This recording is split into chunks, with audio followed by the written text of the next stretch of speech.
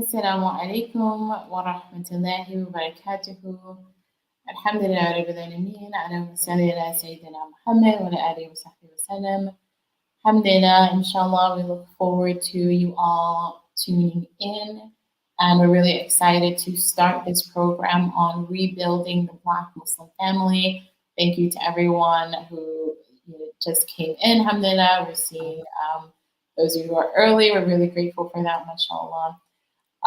So this series is about rebuilding the Black Muslim family. And as you may have noticed, we put the re in parentheses because, alhamdulillah, the Black Muslim family we go back very, very far through. Unfortunately, we kind of always have to start with slavery when it comes to talking about ourselves in America and the Muslims then, and then the civil rights. And alhamdulillah, the Black Muslim family has always been here. So there is something built, but then there are things that we have lost. There are things that need to be built. There are things that need to be rebuilt. So inshallah, we hope that you got all of that from the title. If you were a part of the African American Islamic Summit, then you know that alhamdulillah, this is Imam Amin's summit that he puts on every year, Masjid Muhammad Summit. Then you know that a lot of what was discussed, or some of what was discussed, was the Black Muslim family and some solutions to some of the issues that we have in the community, as well as things that are going well. So we wanted to extend that conversation by bringing on people of various experiences and expertise with myself, Nuriddeen Night, and Madonna Night.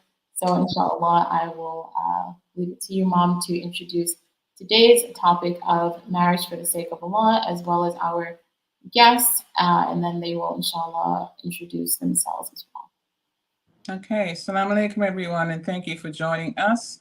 Again, we're very excited to do a series with the Muslim community, the Black Muslim community specifically. And as Nur said, we thought it would be quite interesting to bring up topics and deal with topics that will certainly allow us to think about what it is we can do moving forward. Not only that, but how do we get involved in doing some of the work that we need to get done in our community. So rebuilding the Black Muslim community is obviously something that we've all thought about, okay? And we're going to be introducing you to some experts in their field. For example, I'm just going to give you a taste of what might be coming up, what will be coming up. We will be talking about finances and how do we go about building finances in our community and creating generational wealth by Muslim experts who work in the field, and they can certainly talk to us about it. We're going to be talking about polygyny in our community. How does that work? If it works, if it's part of the solution, and many other topics. So you may have seen our flyers out there. So we definitely want you to join us. Give us feedback. Let us know some of your thoughts and ideas. And before I go any further, I do want to introduce two guests. And first of all, the first guest is very instrumental in assisting us and encouraging us to get the series done, and that's Imam Amin. You all know him very well. He's done great work in the community, and we thought that he should be our esteemed guest since he has been behind us and encouraging us to do this. So without any further ado, Imam Amin, we brought you in today simply because we think and respect the fact that you're doing the work. You're not only saying that you're doing the work, but you're doing the work, and you're encouraging people in the community to do the work with you. So the topic today is marriage for the sake of Allah. And we wanted you to certainly give your expertise, your Islamic scholarly studies that you have done over the years, and open us up with more conversation. And I will introduce the other guests as we continue. Thank you, Imam. Assalamu alaikum. بسم الله الرحمن الرحيم الحمد لله رب العالمين والصلاة والسلام على رسول الله وعلى آله وصحبه أجمعين. Let me thank Sister Madonna and Sister Nuriddeen for making the first initiative in continuing what the discussions that we started at the African American Islamic Summit. And we thank you really for bringing your energy, your expertise, your concern, your knowledge to benefit our community, our people, which is very important. And as for myself, I'm well known, so I don't have a long talk about. Everyone knows me, Imam Amin Muhammad, the Imam of Masjid Muhammad. And I would like to think of myself as a brother, someone who is really concerned that our community returns to a status of excellence that we were in the past. You know, oftentimes we've become prisoners to our present circumstance and forgetting the excellence and greatness that we have in the past, we had in the past, that some of us, many of us, still have in the present, and inshallah, that we all would have in the future. So these gatherings and these discussions, especially the family and marriage, are extremely important. As Allah Tabaraka wa Ta'ala mentioned in the Quran in Surah number 4 and Nisa in the 3rd verse, Allah Subhanahu wa Ta'ala commanded us in a way of encouragement to marry such women that are good to you. And the Prophet sallallahu alaihi wasallam, he informed in the hadith, as Imam al-Shafi'i related, marry, because through marrying, his nation would become abundant. So there is a basis in the Quran and the Sunnah prior to scholarly consensus that marriage is a recommended matter. And that the Prophet ﷺ, while talking about marriage, he said that this was his way, and that whoever departs from his way, right, he's not from among my nation, meaning he's not among the best of the nation. So this topic of marriage, subhanAllah, is so important. And I want to welcome y'all all to this platform, but consider it your home, right? Consider it your platform. I am your guest. I am your servant in this matter. Wallahu a'lam wa ahkam. Alhamdulillah, mashallah. That's a wonderful introduction to the topic and how important it is. So, alhamdulillah, we also have Imam Naeem here as well as Makita Knight. I want to say Ustadha Makita Knight, alhamdulillah, very knowledgeable as well. And they, inshallah, are going to split up this topic of rights, responsibilities, as well as ideals, and what does it look like to have a marriage for the sake of Allah. So I want to also invite Imam Naeem on to talk about what are the rights and responsibilities of men and women in marriage, as well as Sheikh Amin, if you all want to split it or however you want to do it. Perhaps it can't be exhausted, but could people have an overall view if you're thinking about marriage for the sake of Allah? How does that look in terms of the Sharia? And then inshallah, Ustadha Makita Knight, then she'll talk about what are the ideals and a bit more about what marriage for the sake of Allah looks like. Assalamu alaikum. Alhamdulillahi Rabbil Alameen. Wa afdalu salatu wa tamu tasneem ala Sayyidina Muhammadin wa ala alihi wa sahbihi ajma'een. Wa radiyallahu ta'ala an asadid tabi'een wa ulama al-amalin. وأئمة الأربعة المجتهدين ومقلديهم إلى يوم الدين أما بعد. Alhamdulillah, the rights, responsibilities, etc. of marriage. Before I actually get into that, I also would like to express my gratitude to you all for inviting us to share with you, to help build with you in this extremely important topic, rebuilding the Black Muslim family. And so I'm honored.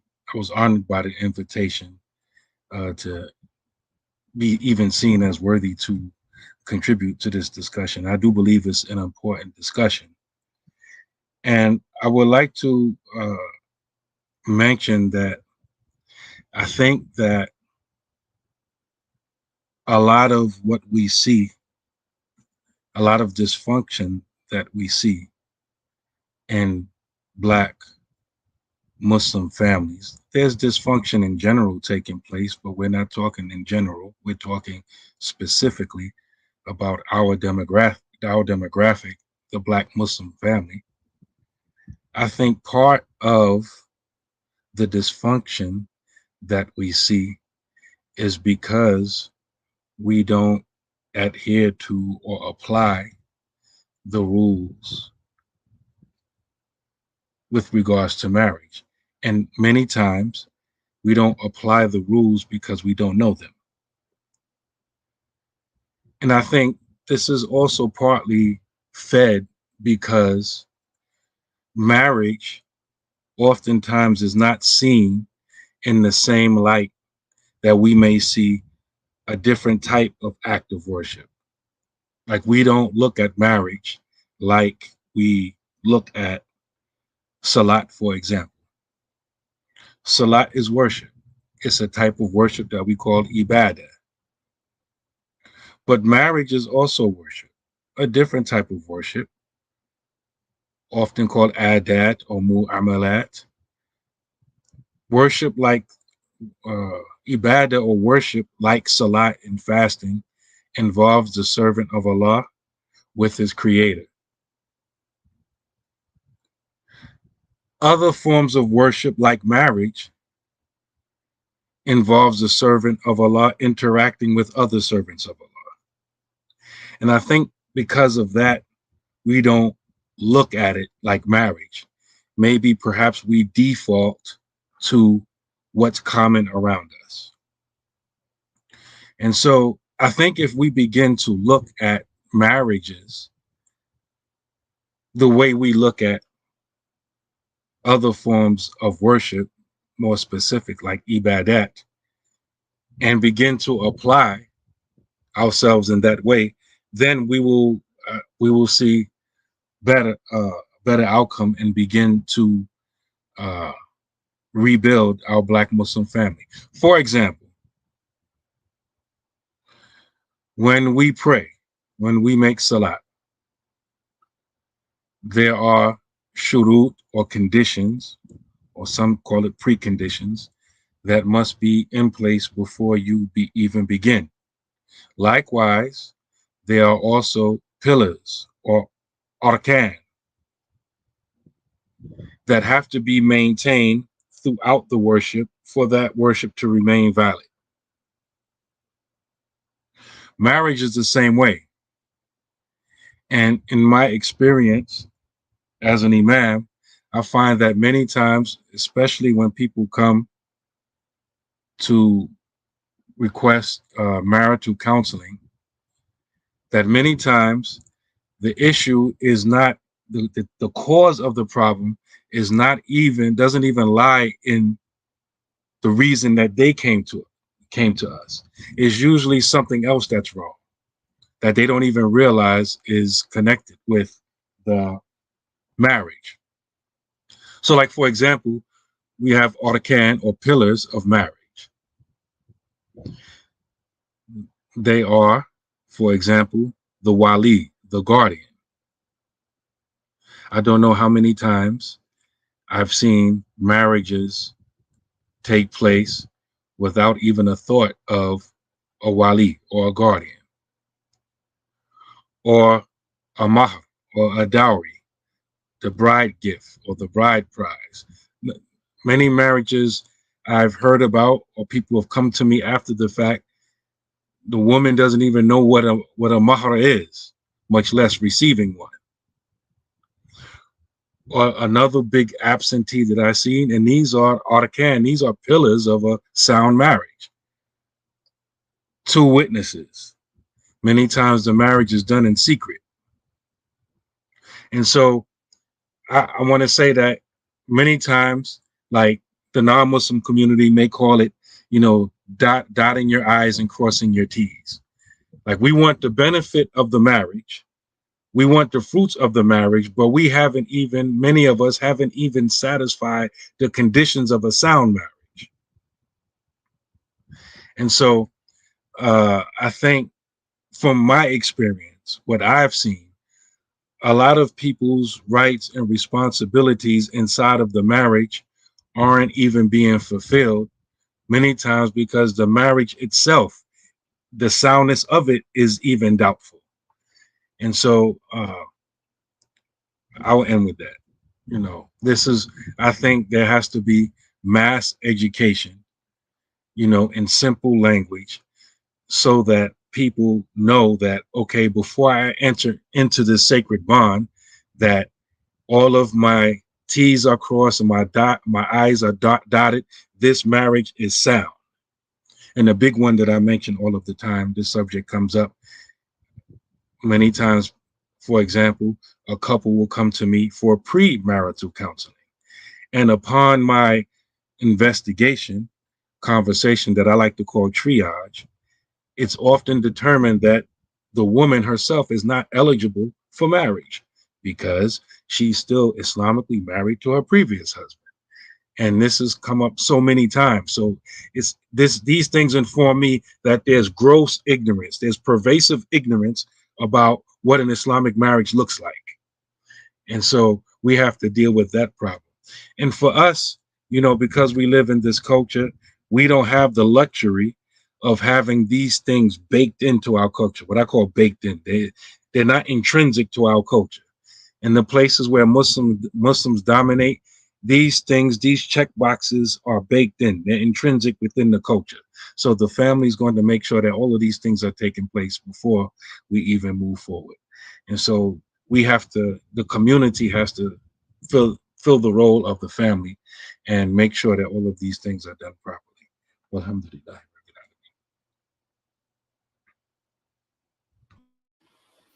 Alhamdulillah, mashallah. That's such a good sort of, it's important to even stress the importance of knowing the rules and responsibilities of marriage. That when you enter that union, there are things that can take you out of the marriage. There are things that need to be done, like having a proper divorce before you can get married. And subhanAllah, I think you're absolutely right that we don't see it in the same way as other acts of worship. We know we have to make wudu before we pray. Are people making sure that they're, for example, like you said, properly divorced before you get married again? So, subhanAllah, that's extremely important. Thank you, Imam Naeem. Imam Amin, I'm wondering, and maybe it's too long of a topic, and so that's completely fine. Are there general rights and responsibilities of marriage for the husband, for the wife, that we could do like an overview of in terms of sharing, or maybe just a few pointers for people to know? Like, I know that of course we want people to go and learn further, but is there something someone could take away today and say, okay, these are the rights and responsibilities within a marriage, and use it right away? In terms of rights and responsibilities, and every time I think of rights and responsibilities, I should say this before I go into rights and responsibilities.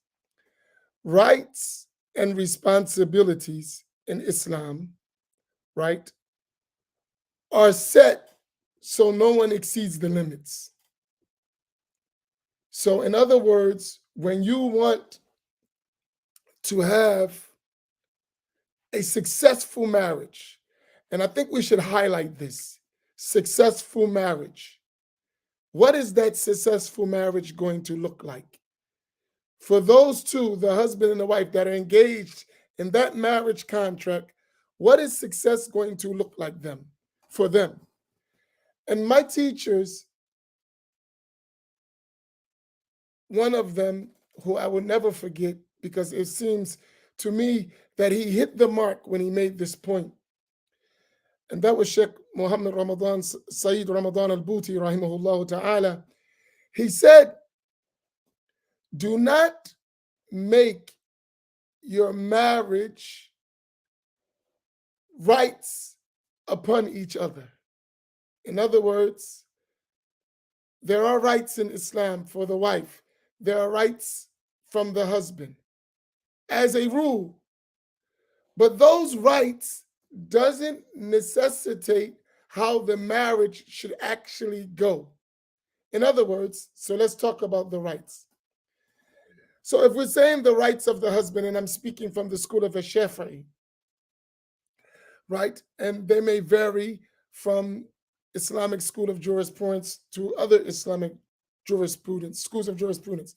But at minimum, the husband is obligated to provide housing and clothing and food that is suitable for the wife, for the people of her status. So it's going to take into what type of family she comes from, what is her earning in her family, how are the sisters or the mothers or the others in her family treated. So he's going to have to provide for her what is suitable to that. And he would provide for her clothing for the winter and clothing for the summer, changing of the things, of the seasons.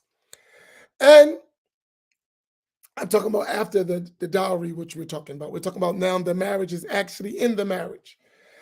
And that is his responsibility. And that is her right. On the other hand, her responsibility is to give herself in all lawful ways to her husband when he calls her. And as you can see, that's talking about intimacy.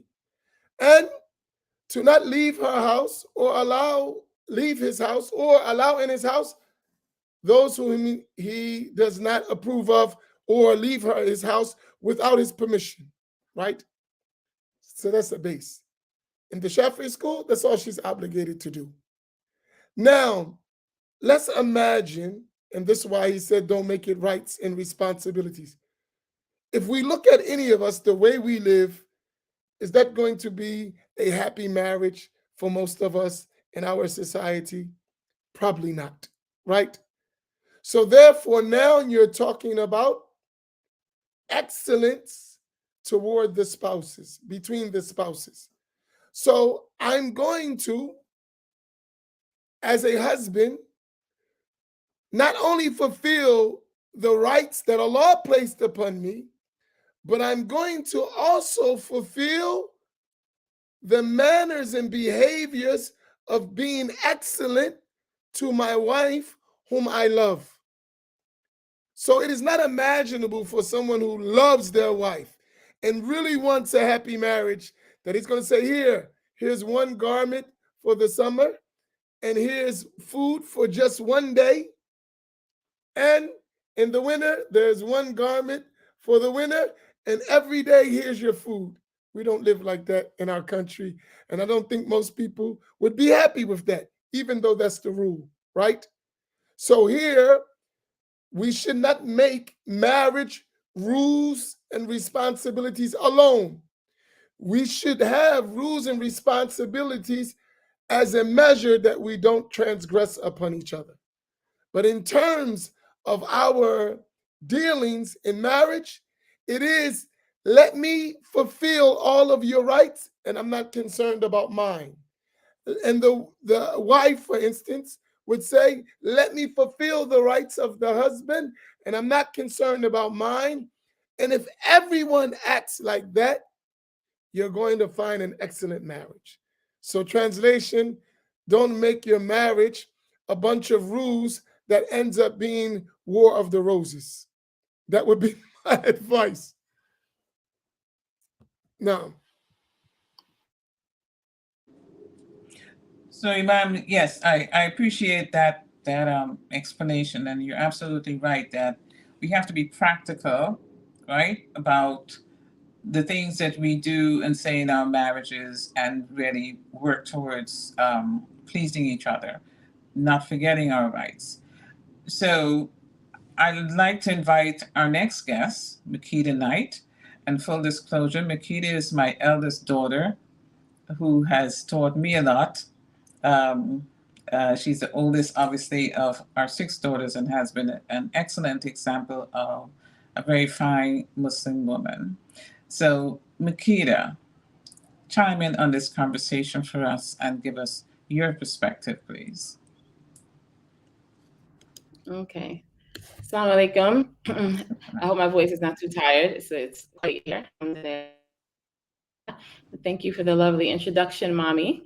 And I just have to say, it's great to see Imam, one of my first Arabic teachers. That's more than 20 years ago. Oh my goodness, mashallah. Alhamdulillah. Yeah, my chime in. I think I appreciate what Imam Naeem said and what Imam Amin said, because I think for many of us, we don't know, we may be unaware of the basics. We may be unaware of the basic rules. And of course, as time goes on and you don't know something you think you should know, it gets more and more embarrassing. Time itself becomes like an impediment to find out what you need to know. So I think it is wise and generous of scholars and anyone with knowledge to offer up those, what seems like basic, everyone should know type of information, right? Because that information is there, as Imam Amin said, to set a foundation upon which to thrive, right? The whole of marriage is the foundation upon which to thrive. So just, thinking about maybe the other side or another side of marriage for the sake of Allah subhanahu wa ta'ala, I would say that aside from the rules, which are, again, Allah's like giving us a platform upon which to build, that we also recognize that marriage is a spiritual endeavor.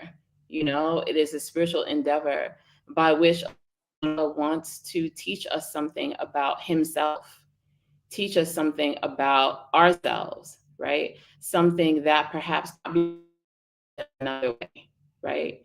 And so if we approach marriage as a sacred journey, right? A journey through which Allah subhanahu wa ta'ala is going to bring us near to him. Allah subhanahu wa ta'ala is going to teach us about himself. And this is the essence of our purpose. This is why we're given life, is to know Allah subhanahu wa ta'ala and to worship him. And so there is, like they say, like secret in marriage, there are so many blessings in marriage that we can, understand on material or psychological or sociological vantage point. But as well, spiritually, there is something about giving of yourself to another person. Like Imam Amin said, that a marriage is beyond just rules. If each person in the marriage was to think, I am going to show up as my best self to my spouse, I'm going to give of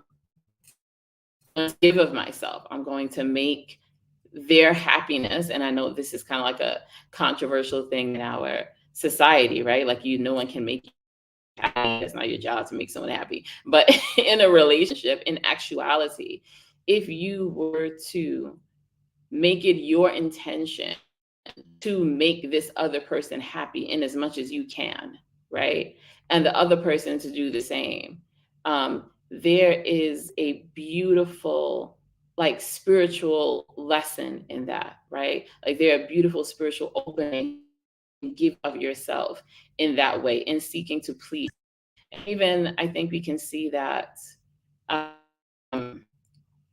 there's something also about our relationship with Allah subhanahu wa ta'ala, right? Much of our relationship is, once again, there are rules, right? There are things we must do, things we have to do.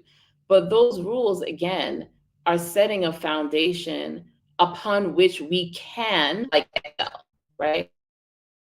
Like, just praying your 5 prayers a day. Yeah, for some people, this will, like, alhamdulillah, like, that's all they need, right? But for the vast, I believe, and Allah knows, vast majority of people, this is your opening. Like, this is your key, Now you walk through the door. Now you, appreciate the beauty. Now you grow. And so there's a lot of, like, parallels, even with our relationship with Allah, if we choose to see it, right? we live a life as Muslims seeking not only to obey Allah, but seeking Allah's happiness, right? Seeking to do things that would earn Allah's favor, that earn Allah's pleasure, the things that He loves, right? And we give up, even like with, it's fun. I'm chuckling because I'm like, you give up your sleep. Like, it's in the middle of the night for me, but alhamdulillah, right? This is Allah subhanahu wa ta'ala saying, what you love for me, right? Give up your comfort to please me. This is to please Allah subhanahu wa ta'ala. Well, Allah also gives us like similitudes or parallels, even in this world, right? Like, you're in this relationship with another person. Can you give up your ego to make this other person happy, right?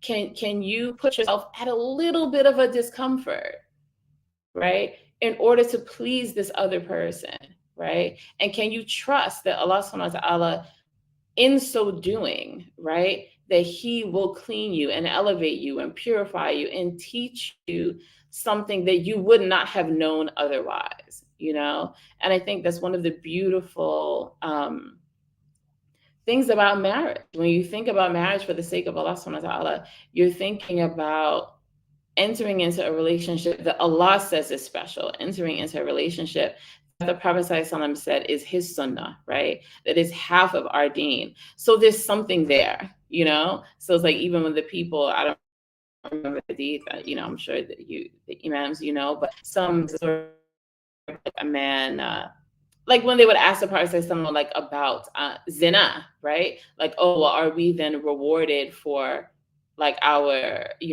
intimate time when we're married? And the Prophet ﷺ was saying, well, yes, just, sort of that juxtaposing that to that doing so outside of being cursed. So that alone is showing us that this is not, there is a spiritual thing. There are blessings, spiritual openings, that there are means of nearness to Allah subhanahu wa ta'ala that are opened for you just by virtue of being married, right? Just by virtue of going on this journey of marriage, right? And and it's not about I think sometimes we think doing something for the sake of Allah, and sometimes that can have a connotation that, well, I'm not gonna like it, or or like there's nothing in it for me. But the reality is that giving your life for the pleasure of Allah, what else do you want but Allah to be pleased with you, right? And do you not think that if you were to dedicate your life to Allah, right, that you were to dedicate the stuff and being good and pouring into this relationship that is loved by Allah, that is loved by His Prophet, Allah says, is there any reward for good but good, right? There's no way that you're going to go into something seeking Allah's pleasure, seeking to obey Allah, seeking to follow a sunnah of His Prophet, and seeking to, on the one hand, develop yourself, and on the other hand, I would say to be developed. Because the reality is that what you will learn from being married, what you will learn from falling in love with your spouse, what you will learn from, falling in and out of love with your spouse, what you'll learn, like those are not lessons. Those are not realities that can come to you another way. And so even just in saying like, yeah, Allah, I want that secret, that beauty, that nearness that you have put in marriage, like I'm here seeking that. Right? And having full trust that there's no way that you do something for Allah and He just leaves you miserable. Like that's not a possibility, right? The Prophet ﷺ told us that how wondrous is the affair of the believer. Everything that happens in their life is for their good. So if we enter into marriage and be in our marriage as believers, like that's our intention, of course we will fall short. But that's what we're looking for. We're looking for Allah, really, and we're saying, okay, Allah, you put something here, and I believe you, right? And I believe your Prophet, and that's what I'm here for, and I'm not gonna let you I'm not going to let my bad habits get in the way. I'm not going to let, I'm not going to do my best to not let those things keep me from your promise that you've put here. So that's what I think of when I think of marriage for the sake of Allah subhanahu wa ta'ala.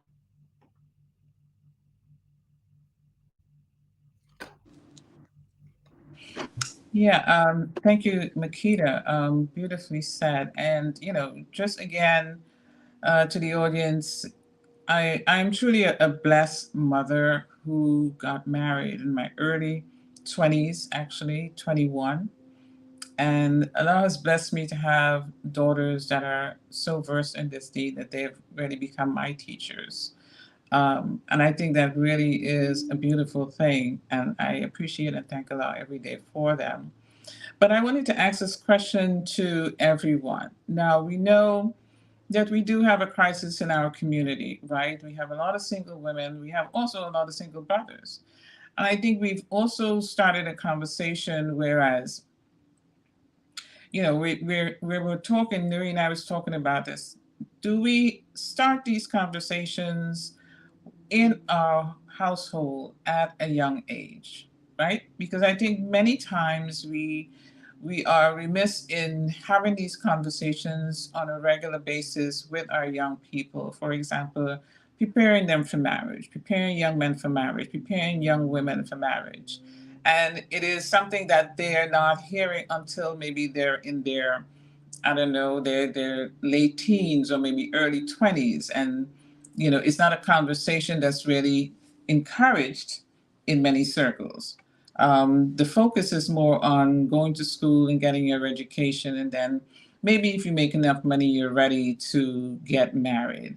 And I think, in hindsight, that we really need to continue conversations with our young people in the homes, amongst each other, in the masjids, about preparing yourself to get married, because many times they're not prepared, and all of a sudden someone is asking them, hey, brother, sister, when are you getting married? Well, if they've never heard that conversation, either by example or discussion, then it becomes something, whereas they're like, no, I'm not getting married soon. I'm going to wait till I'm in my middle 20s, or maybe later on in life when I've accomplished all these different things. So what are your thoughts about this? And everyone can answer this question. Like, how do we then circle back to start cleaning up some of the stuff that we really need to talk about in terms of preparing our young people for marriage, and married for the sake of Allah? Anyone? If I would give some advice in that, and I think about it all the time, and I think it is very important that not only preparing our children for marriage, but for life. And if we prepare them for life, and that entire journey from its beginning to its end, seeking the pleasure of Allah, they will see marriage in a broader concept or a broader context. And then they will realize that marriage, being a sunnah, being something that the Prophet ﷺ encouraged, is not just for marriage itself. Rather, it has a broader context in one's whole life as an individual, as a family, as a community, as a society. So I think realizing that marriage is an integral part of human existence, it is essential. And if they see marriage as just like they see getting a good job, just like they see getting a good education, just like they see having a good neighborhood and getting a good home, that all of this are integral parts of a complete picture. One of the things the scholars used to do is that they would prepare their children for their life journey by not letting them mix except with those who had a similar journey. Until they mastered that journey, usually when they reach the age of puberty, then they would allow them to mix. So I think we should develop in our communities models for the youth to look at and educate them as youth on how those models reflect an excellent Islamic life. So I think it's essential, very important, extremely crucial that we teach them not just about marriage as a separate institution, but rather an interconnected institution that is essential for a wholesome life, inshallah ta'ala. So I think that is something we should think about it in a broader context, and Allah knows best. Imam Naeem, if you could chime in as well, inshallah. I'm just amazed at what Imam Amin said, because he kept using the word journey. And what I was going to say was that, you know, in this topic in general, right, life in general, I think if, you know, there's this concept, is this idea of being on the journey that we have in Islam, right? And it's from the statement of the Prophet sallallahu alaihi wasallam, kun fi dunya ka'annaka garib aw abir sabil.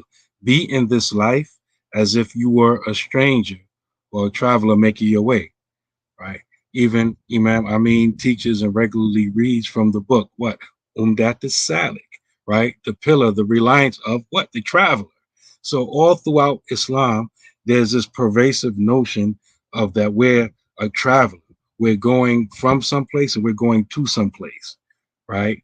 And if we keep this in our mind, right, just have this way of thinking in our mind that we're trying to get someplace, trying to go from where we are to Jannah, inshallah.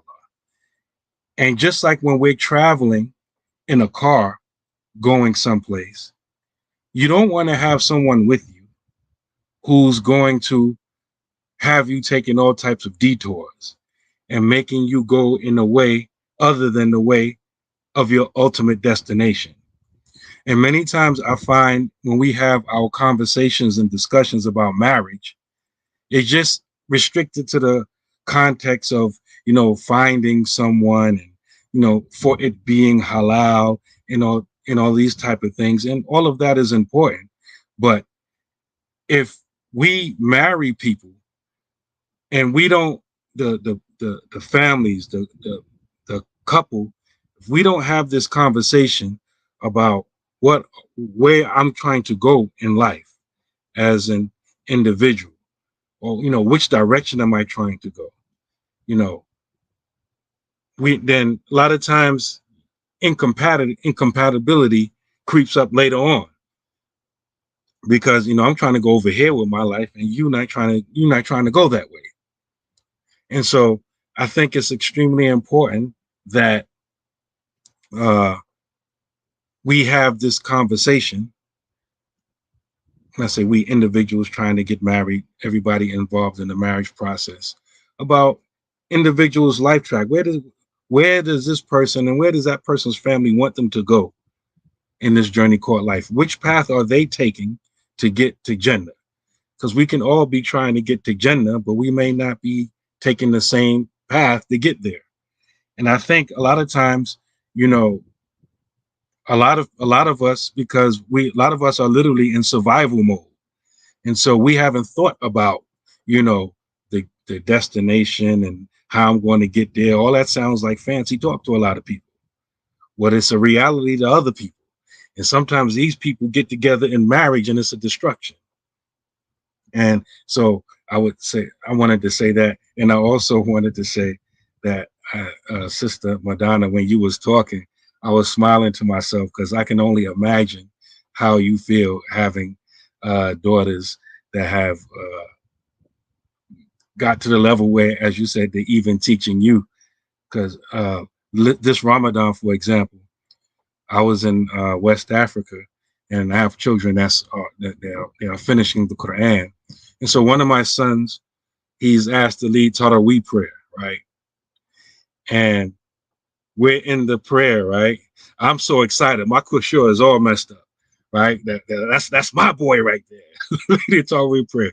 Everybody's in Fatiha, and I got my camera trying to get a picture of him before I takbired in. And so I say that to say my excitement for that.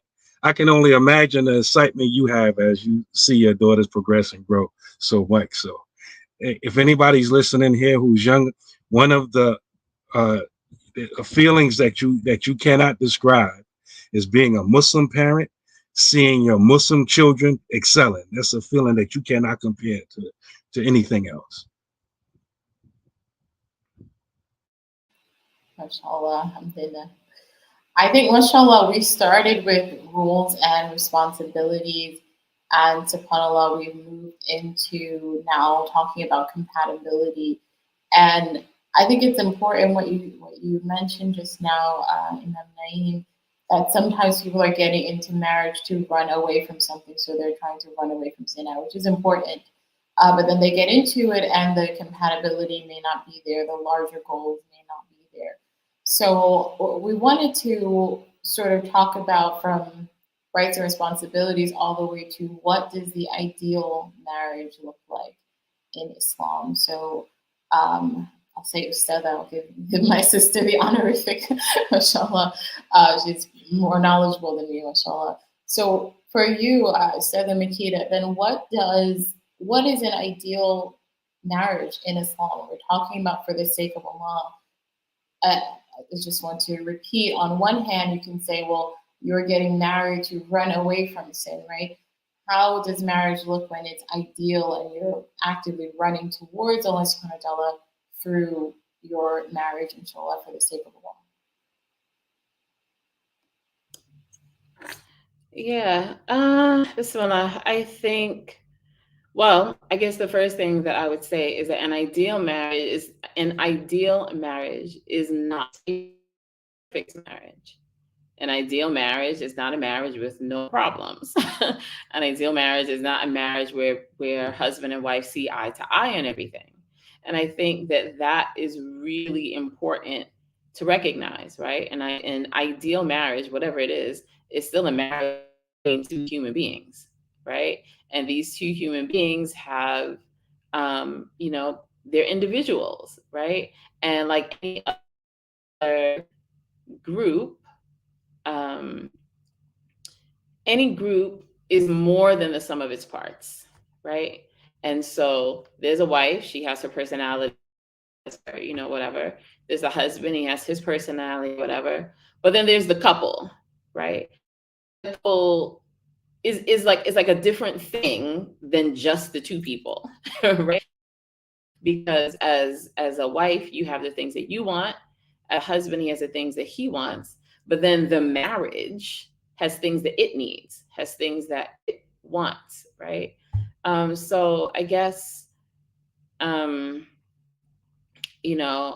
think that an ideal marriage would be one where the center, one where certain the imams spoke about they are not the issues, right? So because when we talk about ideal, and again, if we sort of draw an analogy to our Muslims in general, the ideal, so praying 5 times a day, right? This is your foundation, right? This is not, and the idealized Muslim is one whom the basics are not the things that they're struggling with, if you know what I'm saying, right? Where there has to be some level of conquering or having established basics. And so much in the same way, an ideal marriage, I think, is one in which the basics are like checked off. You know what I'm saying? Everybody understands what their role is, what they need to do. No one is sort of lacking in that basic thing. But yeah, I mean, ideal, it's hard to say. And I'm saying that because we hear ideal and we think perfect. And no marriage is quote unquote perfect, right? So no matter who's the couple that you see and you think, they look or whatever the case may be, that doesn't mean that they don't have, their own issues. But in an ideal marriage, it's for the sake of Allah, and it's a marriage in which both people, like as individuals and as a couple and as a family, when they have children, are really pulling and rooting for the best in the other person, right? And they're pulling and rooting for the beauty that can come out of the marriage itself. So I think when we look at the Prophet ﷺ and we look at Khadija, and for so many of us as Muslims, this is like marriage that we idealize, or this is the marriage that we look to. This is a marriage in which both people are rooting for the absolute best in the other, right? And both people are reminders to the other one of not only the good things about them, but also of their potential, right? I mean, in the first story, when he receives his revelation and he goes to Khadija, saying, cover me. What does she do as a wife, right? She reminds him who he is, right? Like, I know you. I know the person that you are. I know the quality of man that you are, right? And she encourages him to the best version of himself, right? And obviously we know that the Prophet ﷺ did this for Khadija as well, right? So I would also say that an ideal marriage is one that recognizes the humanness or the humanity of or the humanity of the marriage. And I say that because I think we live in a strange time where we expect perfection from people, and we often don't have patience for the imperfection that it is to be a human being, but Allah Himself has chosen to love humanity. He made His prophet, so he's a human. Allah subhanahu wa ta'ala chose Bani Adam above the rest of creation. He knew that we have our issues, he knew that we have our shortcomings, right? And so I say that because people are going to make mistakes in marriage. And I'm not talking about haram things, right? Because I think that's in a different category. I'm talking about mistakes, mean, inconsiderate, whatever the case may be. And you're going to have to love that person like as a human being, right? You're going to have to love that person as a person who loves Allah, who is trying and who is having a human experience, right? Who is having an experience of growth and of change, right? And I think that's important to remember, because marriage is one in which patience, love, and that facilitates growth, that honestly and really facilitates spiritual growth for both people. Yeah. And for the family, right? Because it's not just about ourselves, as Imam Amin, reminded us, like marriage is about the children that come. Marriage is a family that come together. I mean, someone gets married, now the rest of the family, they have a new brother-in-law, they have a new, son-in-law, right? So marriage is also about respecting that Allah is tying the hearts together, right? So quick to kind of like disrespect and disregard the hearts that Allah subhanahu wa ta'ala has chosen to sort of entangle in this world, right? Like place somebody in your life to travel this path with. Have patience, right? Have patience and want the best for the other person. And also I would say, give the best version of you in your marriage, because it's very easy sometimes to do a sort of tit for tat thing, he's not showing up, so I'm not gonna show, and people pull back until like what's left, but how can you get the best out of something if you don't pour the best into it, right? So yeah, think that's all I have to say. Very good. Thank you all. But I also want to add and share, like I said, I got married at 20 something years old, my first year in college. And from the time I got married to now, and I've been married 40 something years, I have changed tremendously. So in terms of positivity, in terms of overall growth. So I really do want to focus a lot on, again, encouraging our young heads, if they're on here, to don't be afraid of marriage. Don't be afraid of, okay, I don't have enough money. I'm not finished with my education. You can do all those things together at the same time. And I'm a living, breathing example of that. Right. So throughout the years, yes, as Keita said, and as everyone else said on this panel, we need to really be courageous, right, in taking on this responsibility of being married and growing together, and again, being patient, compromising, finding counsel if you are having difficulties, because again, too often people want to run through the door. And correctly, there is no such thing as a perfect marriage. When old heads say to you, I have a beautiful marriage, they're sparing you all the other nonsense that has gone on behind the door, because it just simply means that, listen, we have grown, we have developed, we understand. Do I take him seriously? No, because I've grown with him. I know his character. I know her character. So I'm not going to get upset at stupid things that they may do or say or may not be conscious about. And then, it's like sometimes you see people say, oh my God, they just finished arguing. Now they're all lovey-dovey. Guess what, folks? It really does end up being that.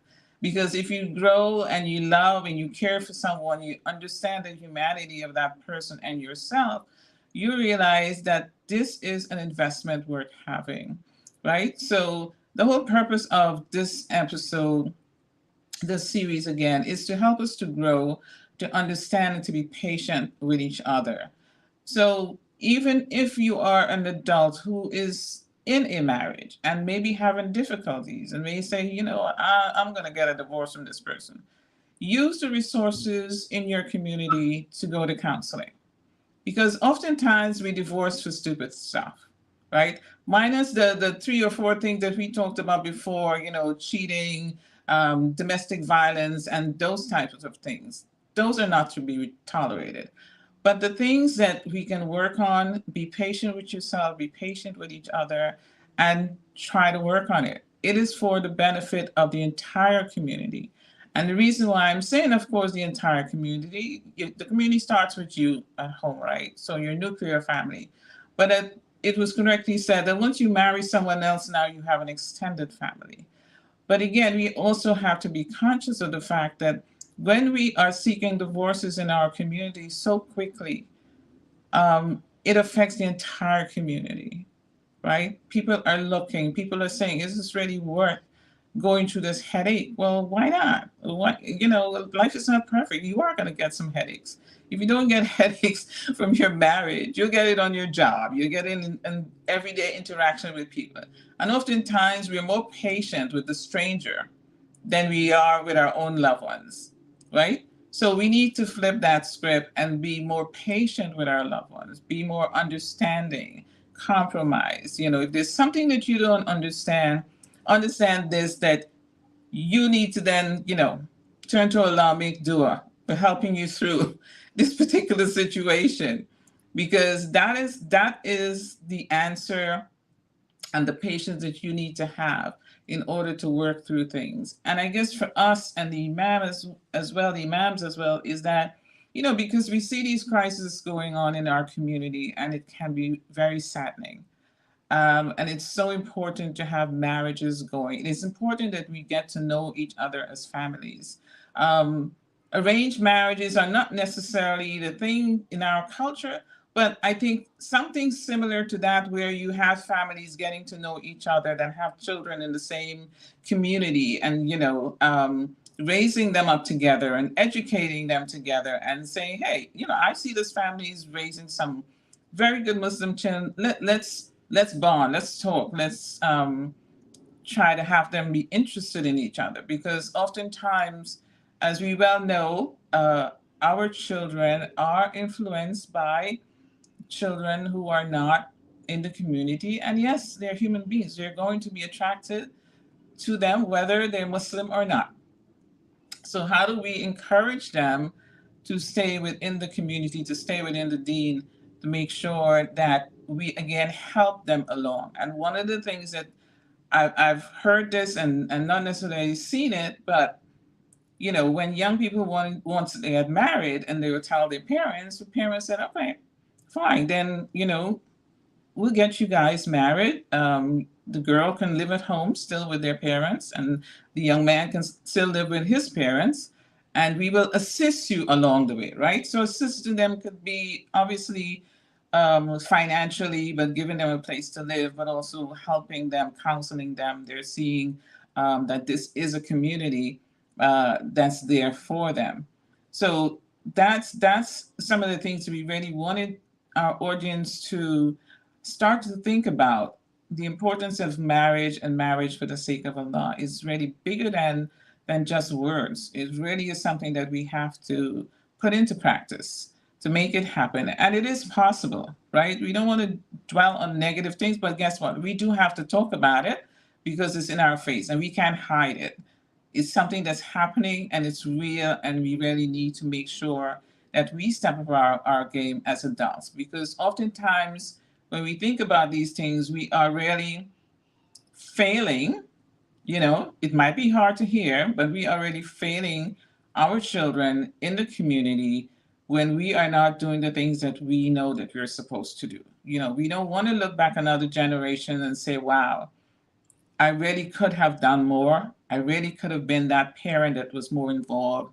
I really could have been that parent who sought out, you know, a big brother program if the father is not around. But as I said before, even if you have situations where the father is not in the home, and this is something really particularly to sisters, but also applies to brothers as well. It's important that we understand that yes, some marriages just does not work. However, there are marriages that do work.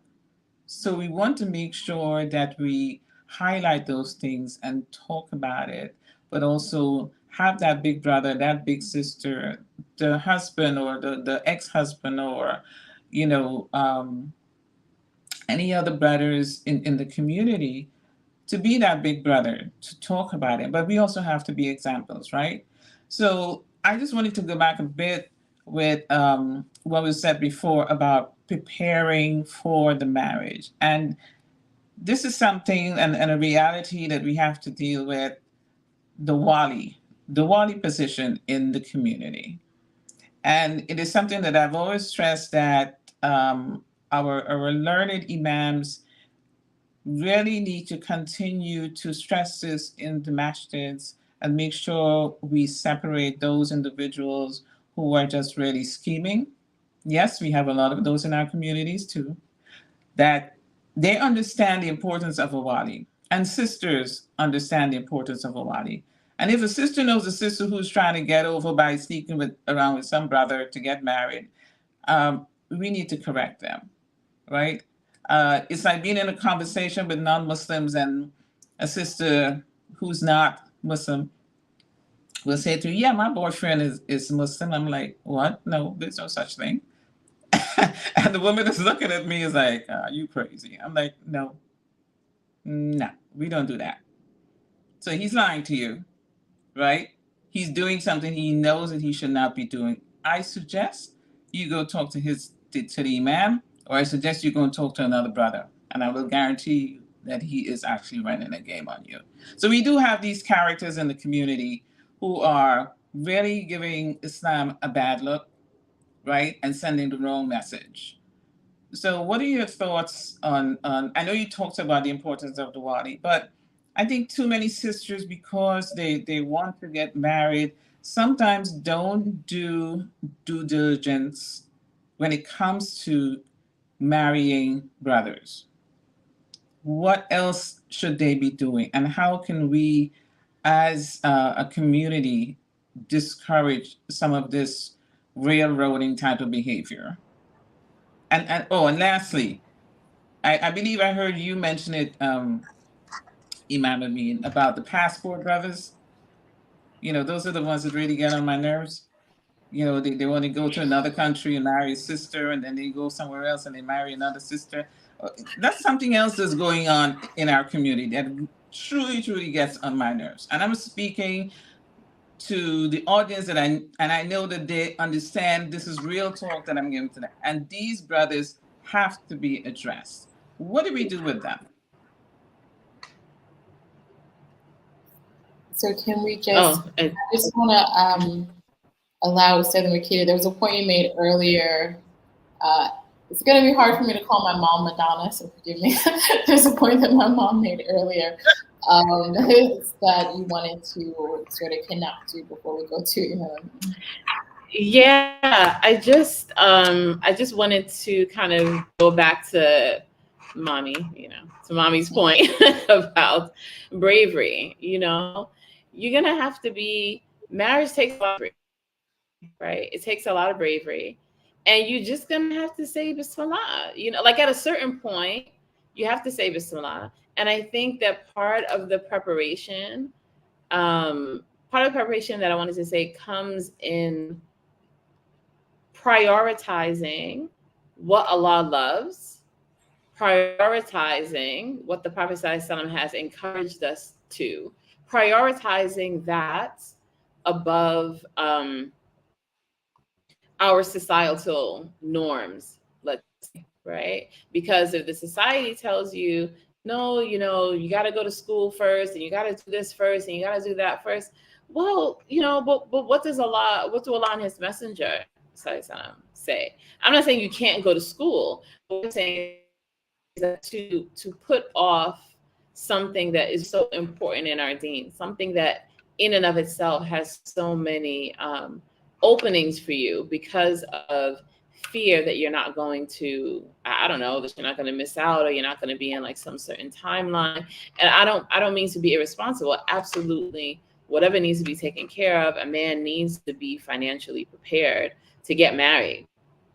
And then also, if you want to get married young, which I absolutely believe that people should get married young, and they should be prepared and be being prepared to get married young, then also girls and their parents also need to understand, if you want your 18-year-old daughter to marry a 22-year-old guy, he's likely not going to be able to give her, $10,000 in dowry and a car and a house. He can't be able to do that, Now, that being said, as parents, we should also be saving to help our sons get married young. I do believe that. If you have sons and daughters too, you should be saving so that you can help them get married young, right? That's part of what we can do. And also, again, like I said, prioritize. Listen, what does Allah say? What does His Messenger say? What does Allah love? Because doing that which Allah loves, doing what the Prophet loves, that is guaranteed to bring you good. Is guaranteed to bring you good in this world and the next. And so, yeah, I don't think people should delay marriage, like subconsciously, because there's like a certain track that we think we have to take because of our culture or what have you. And obviously good examples. I mean, alhamdulillah, like my mother said, she got married when she was, 21, and my parents were high school sweethearts. Before that, they weren't Muslim then. And so for me, I always wanted to get married.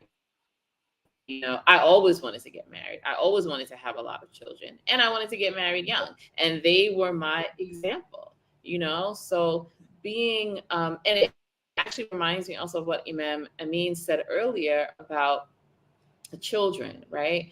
And again, this is something that is counter to dominant culture, right?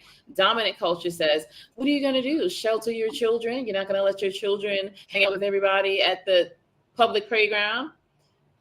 That's what the dominant culture says. our tradition teaches person is on like the behavior and the religion and minhaj of their companions. So no, I'm not gonna let you hang out with any old person. I'm going to curate to the best of my ability your experience as a child. I'm to curate to the best of my ability my own experience as an adult, right? So what does that mean? That means seek out positive people, seek out people that have good marriages and be around them.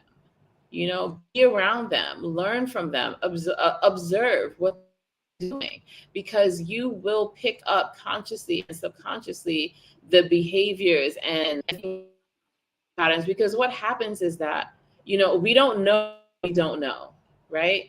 And so you would never know if a person, for whatever reason, has never been around a married couple, right?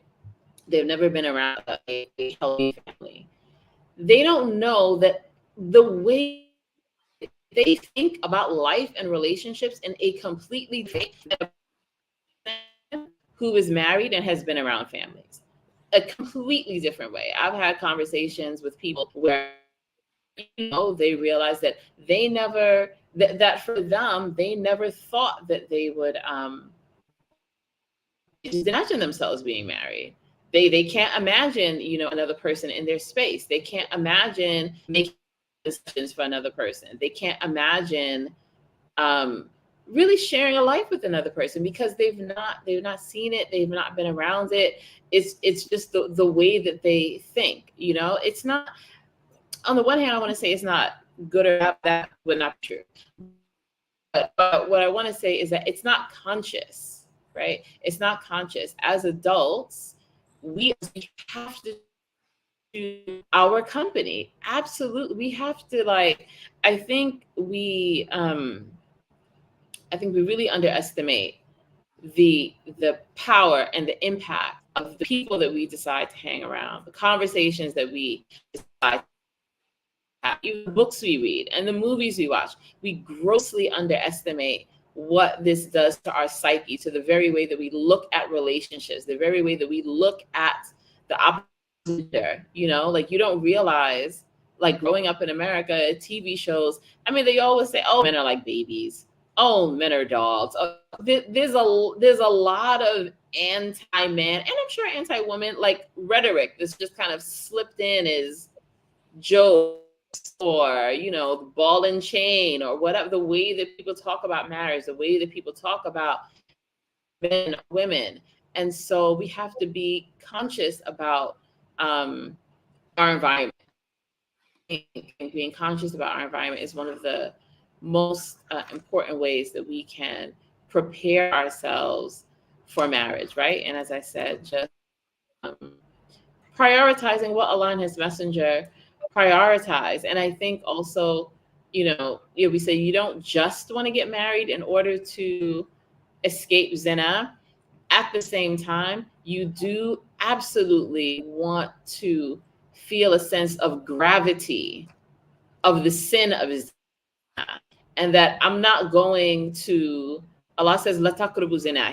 Allah didn't say don't commit zina. He said don't even approach it. Don't go near it, right? Like, stay away. And so there should be a sense of gravity. And unfortunately, I have had an experience where I've been around Muslims speaking about zina as if like it's nothing, you know? Don't be around those people. Like, if you want to get married, be around people that respect marriage, be around that. And be around married people and be willing to learn, be willing to be molded, right? Because I think the idea of taking the experiences that you have and being molded by them, being molded by Allah subhanahu wa ta'ala through these experiences, like a lot of that is essentially what marriage is, right? So yeah, I think that was it.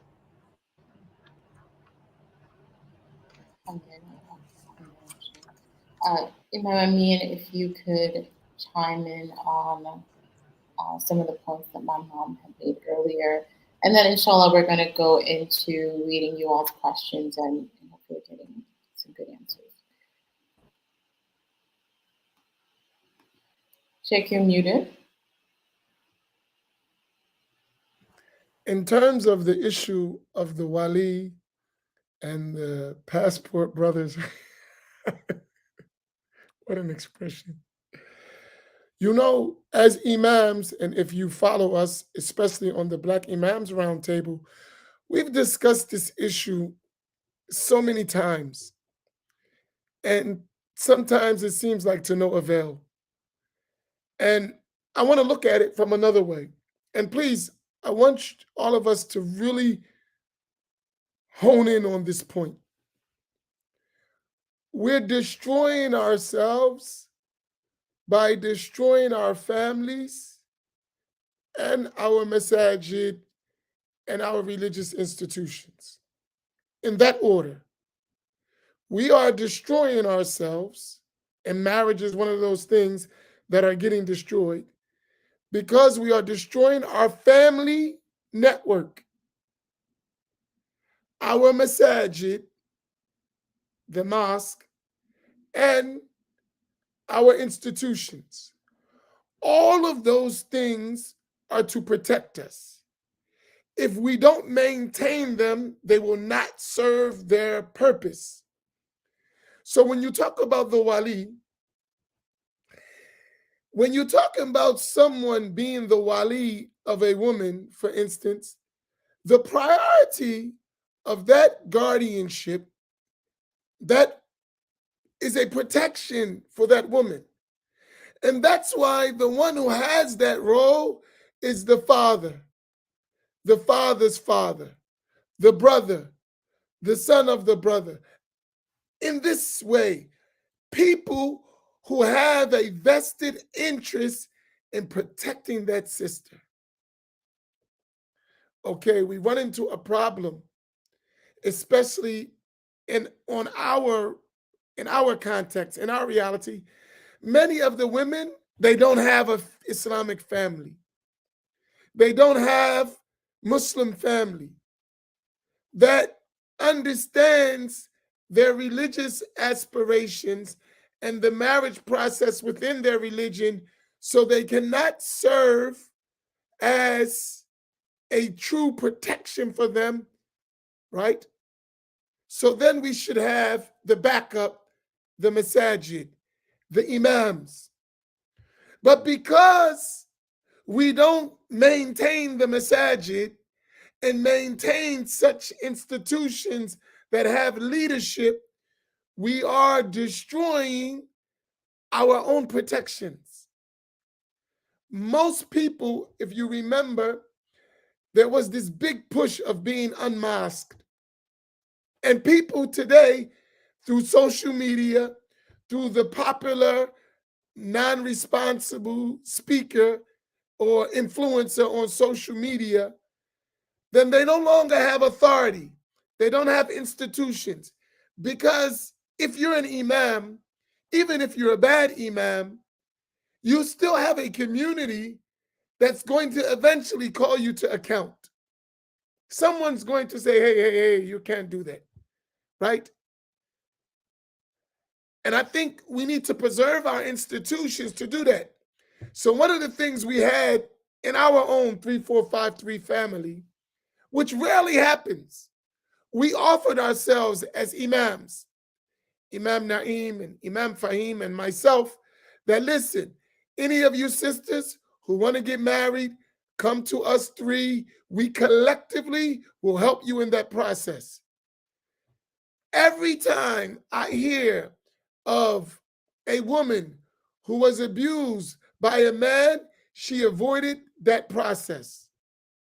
She avoided the family, she avoided the masjid, the imam, and she avoided any sense of institutional authority. And that's how she found herself in that position, right? So what I would suggest to stop that, I've got a lot of calls in this issue. I didn't know it was big as it is, because those people who do that, who are just, the passport brothers or the influencer who can get all the women, they're not around any masjid regularly affiliated under the leadership of an imam, answering to a community. They don't have none of those protections for them. So that person's desire goes wild. The woman is impressed by this person and they find themselves in this situation. I would suggest that, number one, you must belong to a masjid.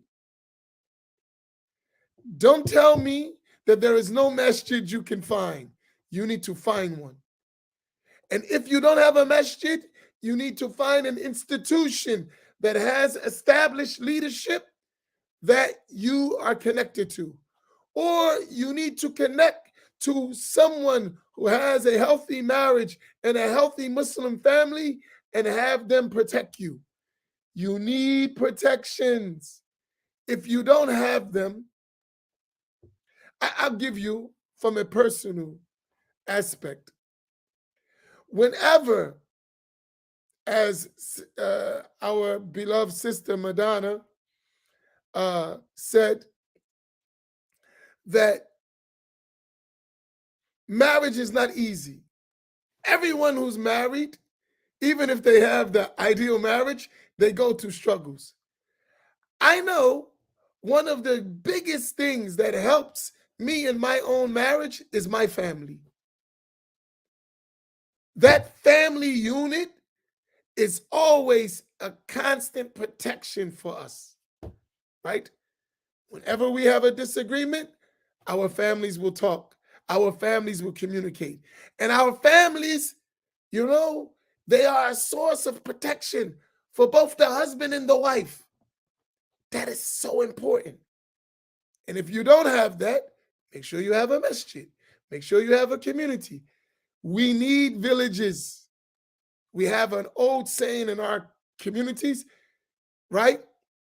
It takes a village to raise a child. It also takes a village to protect a child. It takes a village to protect the individual. We have to establish villages. Whether that village is the masjid, whether that village is a family, whether that village is a neighborhood, whether that village is the institution, we need villages to protect one another. So if the wali is a part of the village, make sure you establish a village. And Allah knows best.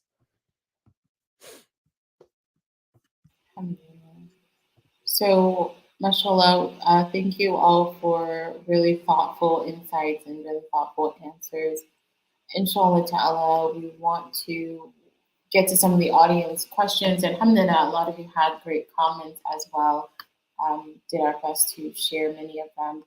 So one of the comments that I saw a couple of times was, what about dating apps, or I guess marriage apps?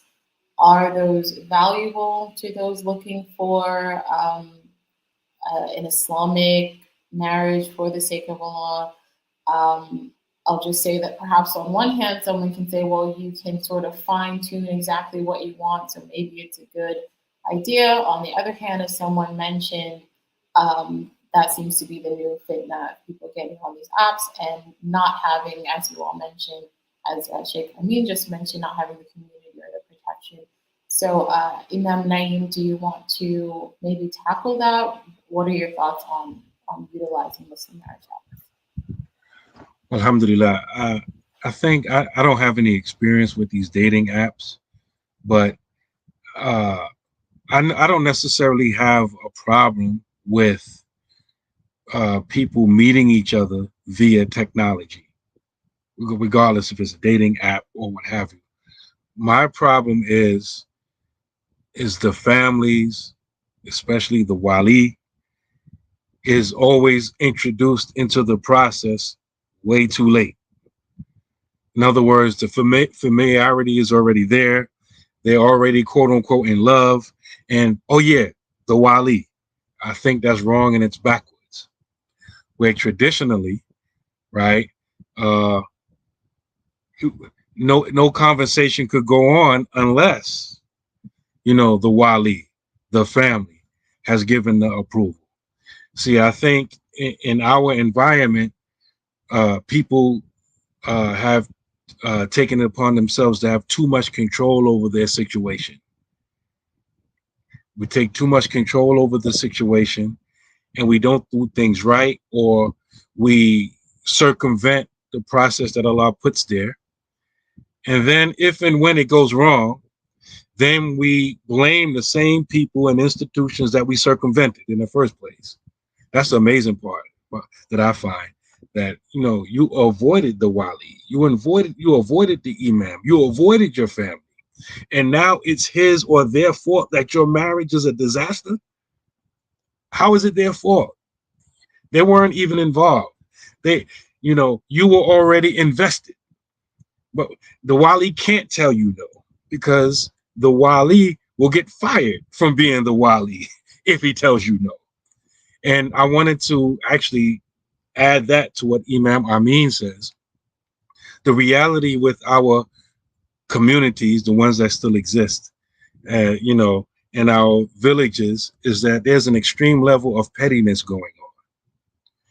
And with our communities, right, for example, you'll have someone that, let's say, for example, from Imam Amin's community, and they will say, because I'm part of Imam Amin's community, and they'll go to some other masjid, some other imam to get married, and the question doesn't come up, hey, if you're from Imam Amin's community, why are you over here getting married? And some people will proceed and facilitate the marriage just because it's from Imam Amin's community. That's the level of pettiness that's going on. And so you say this is not really involving dating apps. Yes, it is, because people are using these apps to circumvent the process, the wali and all of these kind of things. These things should be used, if at all, as a means of introduction. Then the family and all the other concerned parties should be brought in immediately. In other words, and Allah knows best, in my opinion, emphasis on my opinion, using these dating apps or communicating in any form using technology, and it's just a man and a woman, I consider that like ikhtilat, like being in seclusion with the person, being in khalwa with the person, And so I think that kind of stuff should be avoided, unless or until permission is given by the wali and the family. But it's like almost like self-serve checkout, right? Our marriages are really like self-serve checkout nowadays. Okay, got the man, got the woman. All right. What do I need to go with this? I need a wali. Okay. Can you be my way? Okay, yeah, you random brother, you come over here, you be the wali, right? And it's just, you're at the checkout line, and then we get married. And it's really weird, and it's really harmful in the long run. We get what we want quicker, right away, but in the long run, it's hurting and it's harming us. So that's my opinion with regards to the dating app. Introductions, okay, maybe, but real human beings and real communication needs to take place in the beginning, not much later. Yeah, I want to sign off on that as well in terms of the introduction part of it. And I think, in our community, like our larger society, we want these instant gratification marriages, right? Like, as you said, people are already started talking about all types of things, and to the point of where it's inappropriate. And, then again, when it's time, they realize, okay, oops, I should get a wali, right? Even in an environment, sometimes in Muslim families, and they know that this is not the right thing to do. So you can't really go shopping, right, and expect to walk out the store without paying for things. There is a process in place. And this is something that we really need to keep in mind with our community. And if we know a sister or a brother, again, my whole thing is about each one teach one, right? If we know a sister and a brother who are shopping but not doing the right thing in terms of getting that wali involved, then we really need to check them. We should not have any questions about saying to them, hey, who's your wali? Because you should not be doing X, Y, and Z before your wali is involved. So it is very important to do that. Again, I don't have a problem with the introduction part, but the other parts of it, people just want to do this, railroad, this train ride that goes really fast, and then when things don't go right, then they start complaining about, well, you didn't take care of your responsibility. I thought it was this, I thought it was that. No, you have to take responsibility for your actions. So do the right thing and make sure that you get everything in place. There are imams that are available all over the place. There are sisters and brothers who are doing the right thing and have done the right thing. Talk to those people and get information. Don't solely rely on a brother who may walk up to you or meet you in the masjid, or you may be a new convert who really don't know much about Islam and want to get married because you may be trying to, of course, spiritually enlighten yourself, or maybe also running away from something. These things are all the reality of what we live in. But do yourself a big favor and do each other a big favor and talk to each other about what it is we really should be doing and following the process as it should be. Alaikum. Yes. Sorry, Neri.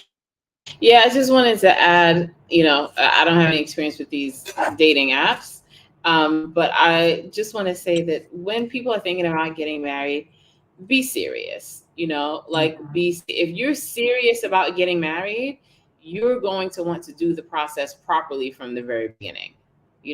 Like the Imam said, even if you meet someone, as the wali should be involved from the very beginning. I think once again about kind of unlearning or untangling some of our cultural hangups. A lot of people, even Muslims, they want to court, they want to date, they want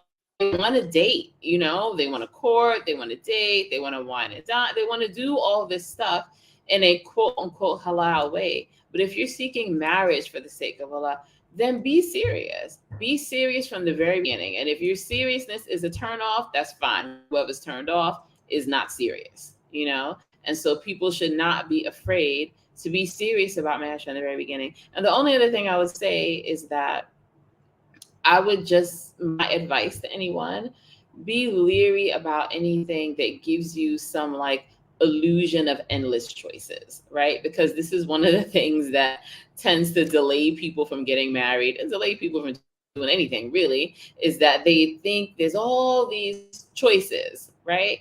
And it's kind of like, if you're serious, make dua, get serious about your dua, ask the people in your community that know you. Even if you want to use a dating app, that's one thing. But if all the dating app is doing is prolonging the process because you choose through every type of man, every height, every this, that, and that, and then it's just another variable to not being serious, which I think a lot of people, unfortunately. Yes. Sorry, there was one more thing. Sorry, one more thing I wanted to say, Nuri. And that was just that, and added to the discussion of the wali, I would say that Muslim women have to absolutely 100% take responsibility for learning Islam yourself. And this is not about negating the authority of people that are in authority, but this is about, we can't, it's like you can't have it both ways. You are not a damsel in distress. You will have to stand before Allah subhanahu wa ta'ala by yourself on Yawm al-Qiyamah and answer for yourself. So don't play the victim from the beginning and then get mad when you're the victim. It is your responsibility, each and every adult Muslim person, to learn your deen. Any endeavor you're about to go on, learn the rules, learn the ropes, learn what is appropriate. And once again, be willing to put your ego and what you thought you knew and how you used to do things, be willing to put that aside and actually turn and take responsibility and take ownership over yourself, your life, your decisions, and again, do things the right way, right? Like the Imam said, don't avoid the leadership and the protocols because you just kind of want to be independent or think you're grown, you know, whatever the case may be. Like anything that Allah and His Prophet gave us, like we take it. It's for our benefit, and we absolutely have to take ownership over our responsibility that we, as I said, each and every one of us will stand before Allah subhanahu wa ta'ala by ourselves, right? And there's so much like blaming that can be done at that point, right? Like responsible. Alhamdulillah, mashallah, all excellent points. Imam Amin, I don't know if you want to chime in on the dating apps, but I want to just loop in 2 other questions before you do. So there's one question here about polygyny. So we do want to let you know, Lakima, that we're going to have part 4 of the series on June 25th. The whole episode will be about polygyny. So if you want to give us a little more detail so we can answer that question a bit better. And then the second question, which came up a couple times, is about courtship. So, I mean, if you want to address the dating apps, courtship, or this co-wife question, please do, inshallah.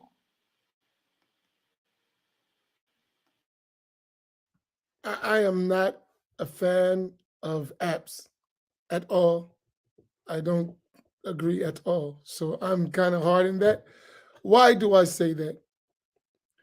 Because I guess you can really say, a brick and mortar person.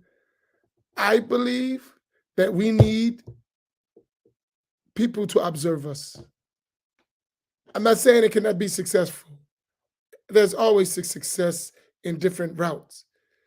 But I believe in building community in every aspect of it. I believe in building families in every aspect of it. And I think the more we encourage people to have a cyberspace life, we're destroying our communities unwittingly. So for me, I'm not saying it's haram. I'm just saying I'm not in favor of it. So and not every halal thing you have to be in favor of. You know, ice cream is halal, but it can hurt you if you have too much of it. Right? So I just think we should be careful in these matters. So, I mean, that's for me with the dating apps. And if you're going to use them, make sure you have living people involved at every stage.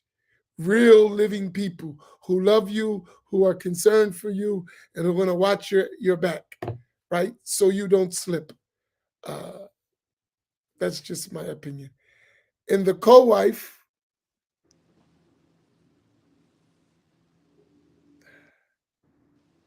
I think you should wait to have a whole session on that because the same thing, when we're talking about polygyny,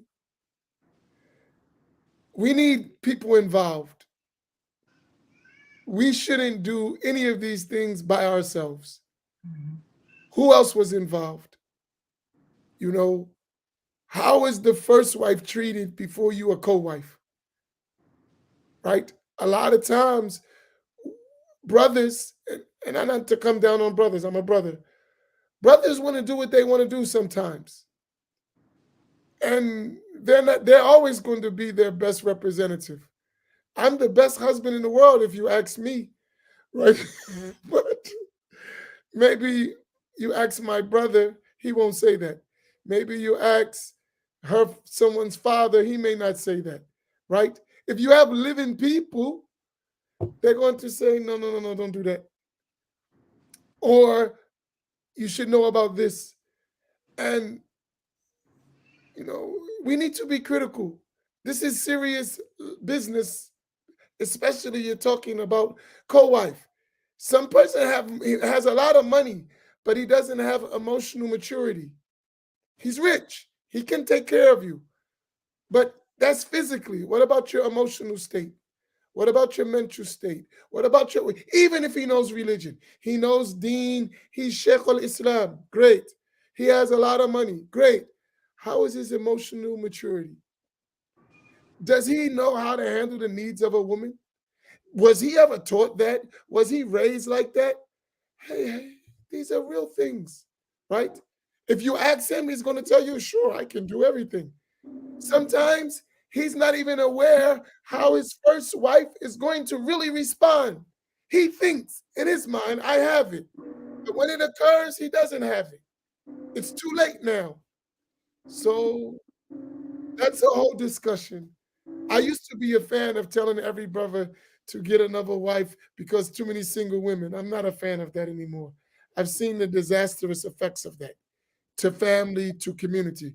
So we need a village. Look, listen, if we're serious, marriage is not just about you, man and woman. It's about our whole community, our whole family, our whole ummah. So we should be watching each other. And don't trick yourself. You may think it's easy, but it's not. And I'm telling you firsthand, it's not as easy as you think. So don't sign up so quickly. Mhm. My opinion, based on experience and reality. Not just, I know for sure what I'm talking about. Hey, it's not easy. Don't Yeah. sign up so fast. Thank you, Imam, for that. And yes, we're having a whole episode on polygyny.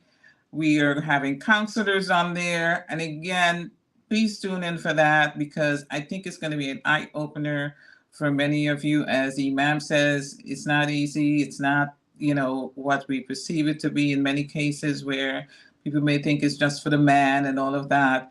But it's a lot deeper than that, right? There's emotions tied into that. There's finances and everything else. So I'm not the expert in that, but we certainly have invited experts and people who have actually been involved in and are involved in polygamy. So tune in for that as well. I just want to also add before we close out that we have to remember that we're living in the Western society where, we're told, we're trained, we're brought up about, you have to fall in love with someone in order to, before you get married, right? You have to have this, bells and whistles, fairy tale stuff that we see all the time. But we also have to understand that marriage is a contract, right? We have responsibilities, we have roles to play in that marriage. Again, there's compromise, there's compassion, there's respect, there's all of that that has to be worked on. And marriage is a continuous process of work, hard work. It's not easy. So this episode is, again, for the sake of Allah, we do have to put in our best effort, our best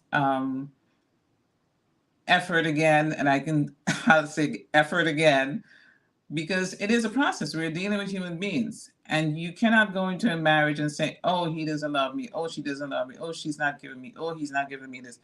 You have to be able to communicate with that person. You have to look in the mirror and say, this is another human being. I chose to be with this person, therefore I'm going to put in the work. It is not going to just come out what you may think as some fairy tale episode or something that you might have seen. But the reality is that we do have to have compassion for each other and be patient, okay, be understanding. All of those things that you may not have heard or seen, but these things exist because we do have people who have lived, worked, and have been married for a long period of time. And again, I will end with saying that it is not necessarily what you see on the outside, but really what is happening behind closed doors. So we certainly hope that everyone has enjoyed this episode, and please invite a friend and a friend and a friend so that we can share as a community and get some of the work done. Nuri, I believe we have one or two other questions you want to answer or have some of our guests answer before we close out. Sure, inshallah, we'll end with one that we saw a couple of times, and I'll let my sister, Makita, answer a question about courtship. There probably isn't an exact answer, but what would you say is an appropriate amount of time for courtship? And then along with that, I just want to let you all know that we have a Google Doc so that you can send your questions ahead of time, send your comments ahead of time. and we will prioritize that for each of the upcoming panels, inshallah. So it is in the comments in Facebook and on YouTube, inshallah. I'm hitting it here right now. So please do that so that we'll try to make sure that we get to those questions if we have it ahead of time. So yes, about the courtship process, inshallah.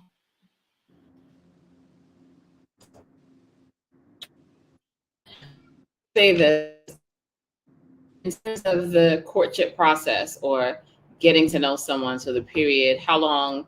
I'm assuming it's like how long after the person find out about the person, and then you actually get married. Well, there's no set time that I would recommend necessarily, but what I will say is this: if you are serious, it can go very quickly. Right? I mean, when you see this, like if you start off being serious for marriage, I'm talking to someone who's interested in marriage. These are my priorities. These are the things that I'm looking for. I would tell any and everybody, you know, you need time to get an STD test and those types of things, right? It could be a matter of weeks. I mean, it doesn't. Sometimes something takes long because people are dragging it out, you know. But if you're serious, your wali is involved from the very beginning. You ask the right questions. You know, you get the right test. You meet in person. You have enough sort of in-person interaction to know if there's some level of attraction. Pray your istikhara, you keep praying, you make dua, you have your families meet, you feed. It can go quickly. I mean, it could be a matter of weeks, it could be a matter of months. I think it should be long enough that you get the appropriate information, dua, and get that sort of feedback. But it should be not so long that I would say not so long that a couple of things happen. Not so long that you get annoyed with the person because now you know too much about them, but you're not married, right? Like it sounds weird, but when you're married to a person that you love and is a good person, you have a full relationship with them. So they're gonna do something that annoys you, but you also have like the intimate aspect of your to balance it out. If you take forever and ever dragging it on, talking to somebody, hanging out, this and that, now you're annoyed, right? Not because you're gonna get annoyed. And you have no halal avenue to like counteract. Like, let's be honest, no halal avenue to counteract that human annoyance that you would find with the person. I'll say something else. The other day I was speaking with a good friend, and she's been married about 20 years. We were having this conversation, and we were saying that, you know, there are things we learned about our husbands, perhaps after we got married, that had we known about them before, not, you know, would you have married this person? Would you not have married this person? And so she was saying, you know, she's a proponent of like seeing people in different circumstances before you get married or whatever. And I said to her, I'm not so sure that I agree with that, actually, because for sure, something about this person who is another human being will annoy you, right? You might, the way they eat, you might be like, oh God, I could never marry someone who eats like that. Single people say these types of things sometimes. But when you're married to a person, they still have things that may annoy you, but you realize, man, had I have not married this person because of this ridiculous thing, I would have missed out. I would have missed out. I would have been being so ungrateful to Allah subhanahu wa ta'ala. So I'm saying that there's a balance, right? I think you need to know things about the person. You need to meet and have enough, share the same physical space with the person, with your wali and others, enough to know if some type of physical attraction. I'm not necessarily saying like sparks have to fly, but you need to be attracted to this person. Can you see yourself, being intimate with this? Can you see yourself like sharing space with them? I don't think courtships should last very long. personally. I don't believe that people should be going out on dates and hanging out and we're going to the park and dinner, we're going about, like, I think it is, I don't see what good comes from that, personally speaking. If you're just delaying it, you have no legitimate reason for delaying getting married. Oh, and the other thing I was going to say is because also as Muslims, it's important, we don't want to cross the boundaries, right? But at the same time, those boundaries, like, they're boundaries not to cross, but they're also boundaries to, how can I say, like, you're building up excitement to marry this person. You're supposed to get married and fulfill that excitement. You're not supposed to be stifling yourself, you know, months, years, like that also is not healthy either, right? So yeah, that's all I have to say about that. It's not a specific answer, but be serious. And you're in the beginning and you're making dua and you're putting your trust in Allah and you're doing the kind of things on the practical side, it can go quickly, right? Check them out, have your wali check them out, you know, like I said, be serious, be absolutely serious about the entire process from beginning to end, and know that Allah subhanahu wa ta'ala will bless it, inshallah. Alhamdulillah, mashallah. So thank you all for being with us, Imam Amin and Imam Naeem and Ustadha tonight. Alhamdulillah, both my mom and I are happy to have hosted you all as our first guests, mashallah. And we're really grateful to you, Imam Amin, especially for allowing us on the platform and to host these series of events on your platform, alhamdulillah. If there are any final words, then we would love to hear, and then we can close out, inshallah. I'll start with, okay, yes, go ahead, thank you. My only final words are a dua. May Allah subhanahu wa ta'ala bless your effort and put a lot of barakah in this series of discussions that we're having on rebuilding the family.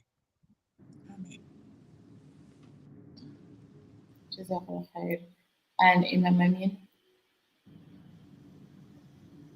I just want to thank all of you for assisting in helping rebuild our families, the Black family in particular, our communities. It is a breath of fresh air to have y'all do this work and contribute to our overall empowerment, and count me as an ally in y'all struggle to educate and help and support. And lastly, just one thing about the ideal marriage. I just want to give 3 points, because while you was talking about ideal marriage, these points just stuck in my mind. It's just 3. Number 1, if you want the ideal marriage, you need love. Love of Allah, love of his messenger, and love of your fellow Muslim. And that would be your spouse is a Muslim, is your Muslim sister or Muslim brother. You have to love them for the sake of Allah and following the messenger. Love them. That's 1. Number 2, forbearance. Forbearance with each other. That is, enduring the harm that comes from one another sometimes, not reciprocating that harm, and wishing good for each other. That's forbearance. And the third one, amnesia. You're going to go through some stuff. Learn to forget. That's it. So true, Imam. So true. So just before you close out, Mom, we want to let you all know, alhamdulillah, we have another link here that if you want to know what's coming up, then you can go to mmacinc.org/family to know the list of topics we have for these coming weeks. Also, alhamdulillah, my sister, Ustadha, she's going to be joining us on June 18th for an episode on interracial marriage and Black Muslim women. And then on July 16th for part 7 on raising Muslim children. So, alhamdulillah, I know that a lot of you all enjoyed what she had to say today. So, inshallah, you can hear more from her on I think it was part 3 and part 7. In terms of what's coming up in immediacy, then part 2 is issues with marriage in the Black family next week, Sunday, same time. So we would love to see you all again. Thank you for your comments. There were so many great comments. We tried to put up as many as we could and so many great questions. Inshallah ta'ala, please take a look at the Google form. Perhaps, inshallah, we can put it on the website so you can see it there as well. So you can sort of think about your questions ahead of time and send it to us ahead of time, and we'll make sure that we get to it. So inshallah, with that, I will just let my mom close this out. Okay. I just want to, again, thank everyone for being on, and let's make this a bigger a family, extended family. And those of you who are in any particular specialty that you can give us a hand in, we would love to have you on. Maybe a part 2 of our 7 series. And again, please remember to donate to the Masjid that is co-sponsoring this event. We still have to build out our communities to make sure that they're sustainable so that we can handle some of these things within our community. And donate to it. And every end of the session, I will ask you to donate. Okay, I don't care how much you donate, but donate what you can, and may Allah bless you for what you do donate. Thank you again. May Allah have a blessed week. Inshallah, we will see you again next week, Sunday. Assalamu alaikum. One more thing, Sheikh Amin, can you please close us out with dua?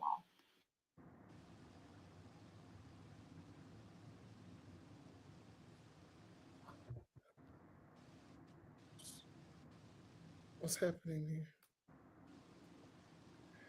Okay. بيصير أسرار الفاتحة.